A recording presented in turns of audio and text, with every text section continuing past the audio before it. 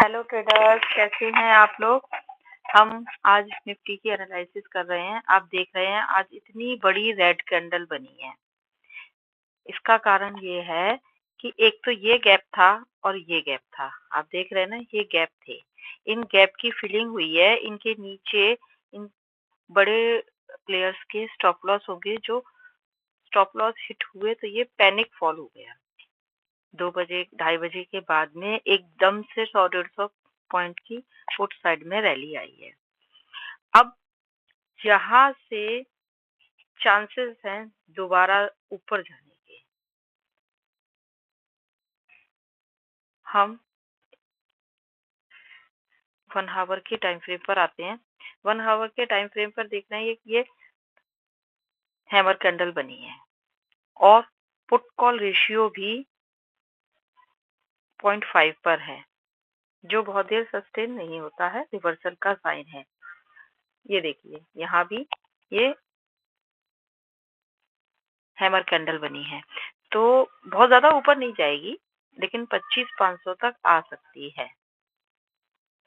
आप देखेंगे कि जो निफ्टी है इस वाली ट्रेंड लाइन के सहारे सहारे यहाँ से चल रही है। ये देखिए, ये ट्रायंगल आप बना लीजिए और इसी को फॉलो करिए। यहाँ अगर गैप अप ओपन होती है तो यहाँ से रिजेक्शन ले सकती है। यहाँ से रिजेक्शन लेती हुई इसमें चलती हुई ये देखिए 11 या 11:30 के आसपास नीचे टाइमिंग आ रही है ना, यहाँ टाइमिंग आती है। तो यहाँ से आप देखेंगे कि ये ऊपर जा सकती है।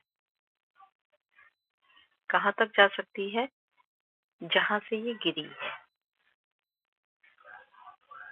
जहां से ये गिरी। हम देखो, अब मैं आपको एक चीज और दिखाती हूँ कि देखिए 5 मिनट के टाइम फ्रेम पर आप आइए, है ना। अब मैं आपको एक चीज दिखाती हूँ कि जहां आप ना ऐसी वाली कैंडल सर्च कर लीजिए, ये वाली। इस तरह की कैंडल अगर आपको मिल जाती है, उसका हाई और लो दोनों चीज मार्क कर लीजिए। अगर नीचे का ट्रेड बनता है तो ये स्टॉप लॉस होगा, और ऊपर का ट्रेड बनता है तो ये स्टॉप लॉस होगा। देखिए, इसका ये नीचे का लो कटते ही देखिए कितना शार्प मूव आया है ना। ये जैसे यहाँ पर है, इसका ये हाई कटते ही आप यहाँ 10-20 पॉइंट का ये मूव कैप्चर कर सकते हैं, है ना। 1:1 का रेशियो रखिए। जहां भी आपको ये मिलेगा वहां आप इस तरह की कैंडल ढूंढेंगे। तो अगर हाई कटता है तो ऊपर की साइड मूव आता है, और लो कटता है तो नीचे की साइड मूव आता है। अगर इस हिसाब से भी अगर आप ट्रेड करते हैं, देखो दोबारा फिर कटा है इसका लो यहाँ पर। चाहे ग्रीन हो या रेड हो, इससे कोई फर्क नहीं पड़ता। अगर इस टाइप की कैंडल आपको मिलती है, ये इस टाइप की जिसमें विक होती है, बॉडी बहुत कम होती है, उसका लो कटते ही देखिए शार्प मूव आया है ना।